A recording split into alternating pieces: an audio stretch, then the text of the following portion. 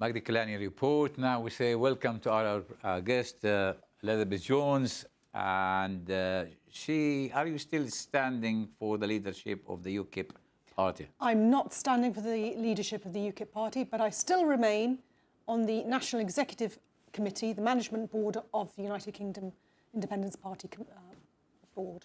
I see, right. So we're talking about you, Nigel Farage, coming to the rescue. Is he going to go to the frontline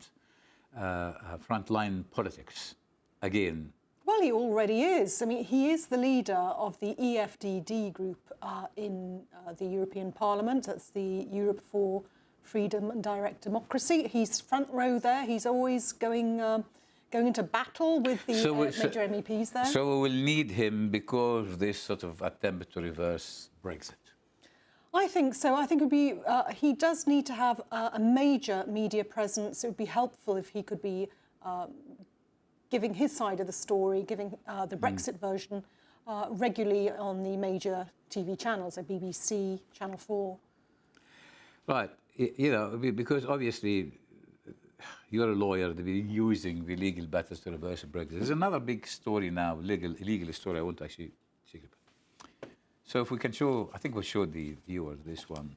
This Chloe Ayling, the girl who's been kidnapped, the model here. It's a great story. Got all the ingredients. That's how she's been bundled there, and so on. Now, the story got quite a few holes. You are a lawyer. You represent the client. Now, the lawyer representing her, how the lawyer has to believe his or her client. It's not a question of whether we believe the client or not. It's a question of whether the client is consistent with their version of events. And it's a question of whether the client's documentary evidence, such as if there's fraud, bank statements, fingerprint evidence, DNA evidence, is consistent with their version of events. So also people under stress who have been victims of crime can behave in different ways. So even if we're slightly suspicious of what they're saying, we have to give them the benefit of the doubt. We got cases like, I mean, there's obviously a case we'll discuss in the second half, but we got cases like the two girls and the guy who killed another girl, or accused of killing another girl in Italy. Oh, yes. Murdered something. And one of them... The Foxy case. The Foxy case, and one of them was sort of found again in the appeal and so on. And one guilty, obviously defendant clients who were actually guilty. But my point is here, I mean, and as a lawyer, I mean, I'm not going to actually make any accusation here. Not. But here they will, you know, in one of the, I think, papers was saying that she went shopping with the kidnapper himself trying to sell his story to the paper and so on. So they are. Now, will actually a lawyer will take a case where she or he have doubt in her mind that someone was sort of making it up? Well, as I said earlier, it's not really a lawyer isn't a judge. It's not for the lawyer to decide whether the facts are correct or not. What the lawyer has to decide is whether the client's version of events is consistent. Now, if they keep chopping and changing their story, then we can't really act for them. There'll be difficulties for us acting because they're not giving us consistent instructions. Furthermore, if their instructions clash with evidence like fingerprint evidence, DNA evidence, or bank statement evidence, then again, we may not be able to act because we say, well, we're sorry, our first duty is to the court. We are all officers to the court. All lawyers are officers to the court. That's our first duty, is to present open and honest evidence to the court before our duty to the client. So it's a part of the justice system. Yes. It doesn't matter which side you are defending. No, but if I would like to, if I may continue with this story, I find this story absolutely fascinating because, Adele, we're in the month of August, aren't we? Yes, the month, the silly season. The silly season. And this takes me back to a time, I don't know if you remember it, I know I'm a bit older than you are now, Adele.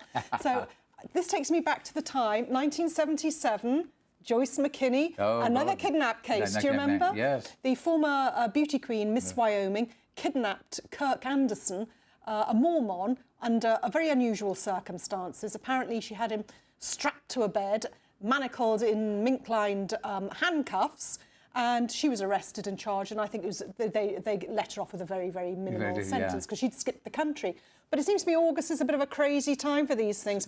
And taking us back to I think, did we have it here? The suitcase picture. Oh, the suitcase picture, yes. I don't mean to be bleak about this, but also let us not forget strange things do happen in August. And in August, a good few years ago, if you remember, Gareth Williams... He was found in a bathtub. The Welsh spy was in fact also found up. So there are a lot of themes here that the Ayling case is following. We have the theme of Joyce McKinney kidnapping Kirk Anderson, but it's slightly reversed. We have the theme of Gareth Williams, the Welsh MI5, so the moral MI6 of the man. story is don't take baths, don't take pictures, don't go modelling in August. Yes, that's quite right. Take a break in نذهب استراحة قصيرة نعود بعدها إليكم.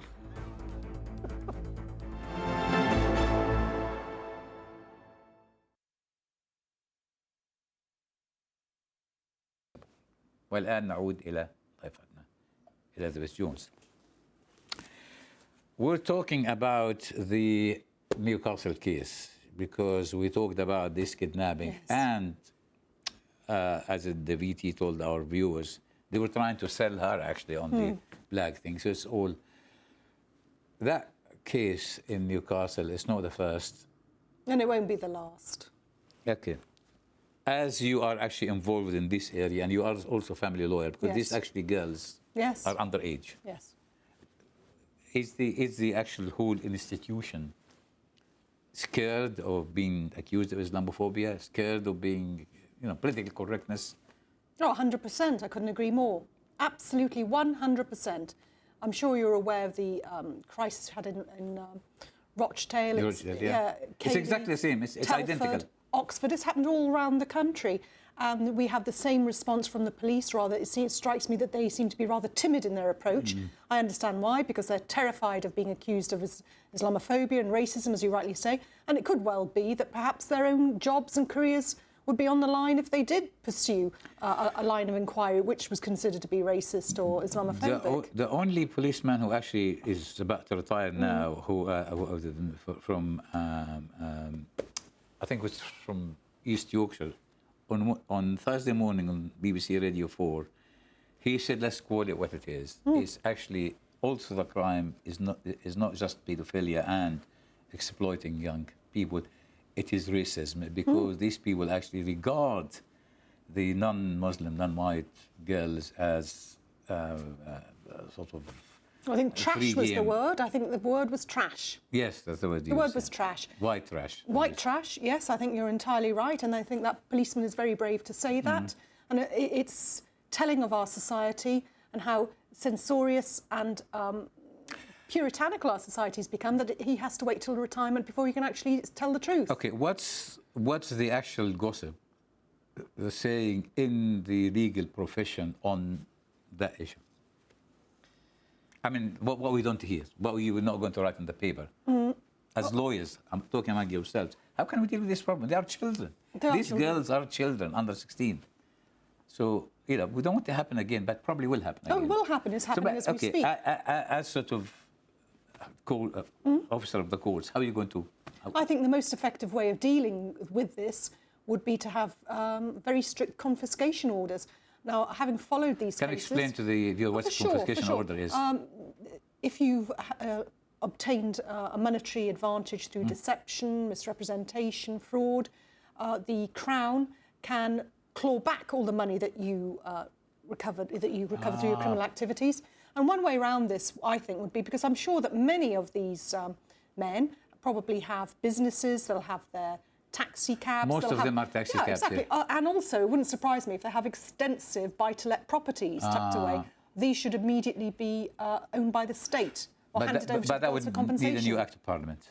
Well, I don't know if it would. I don't know. Perhaps you'd need... I don't know. I'll have to check the law on that. But I'm sure that there is some way around this.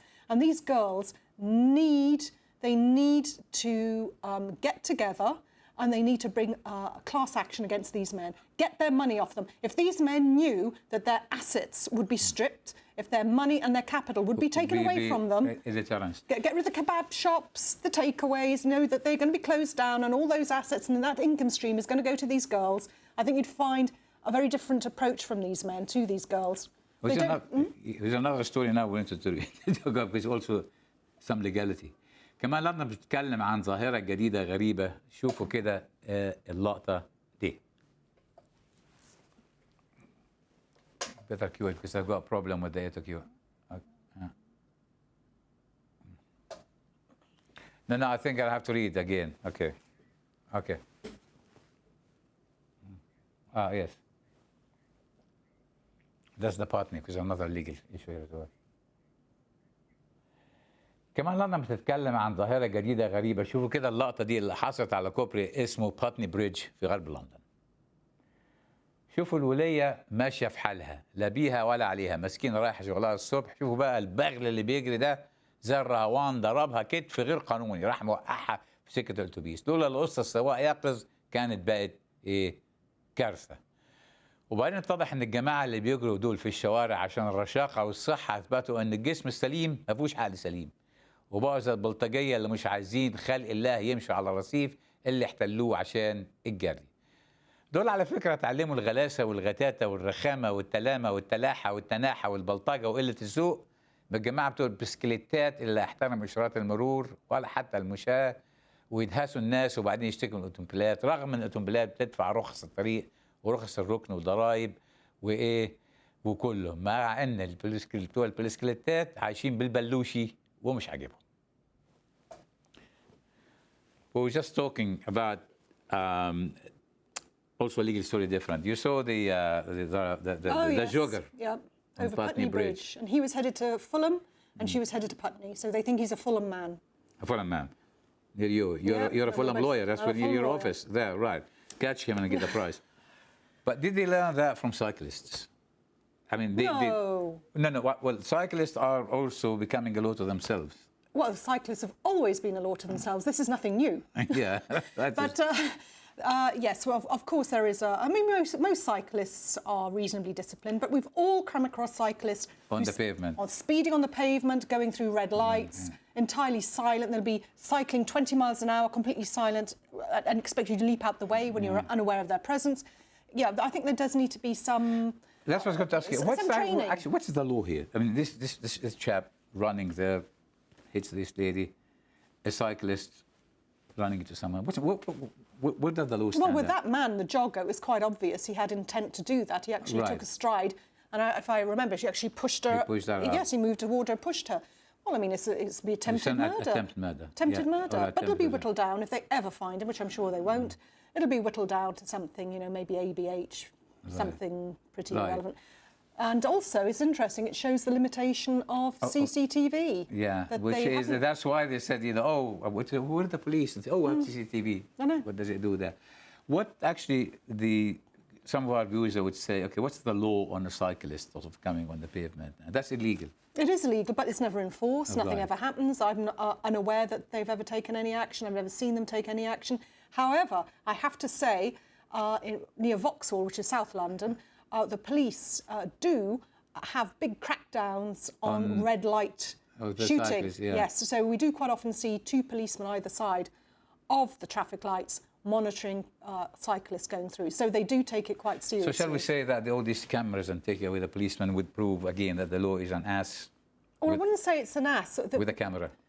If we had better technology, if the CCTV were able to have close-up focus of people's faces, it would be an absolute ideal instrument. Oh, that's a big brother now. Thank you very much, Elizabeth, for coming again.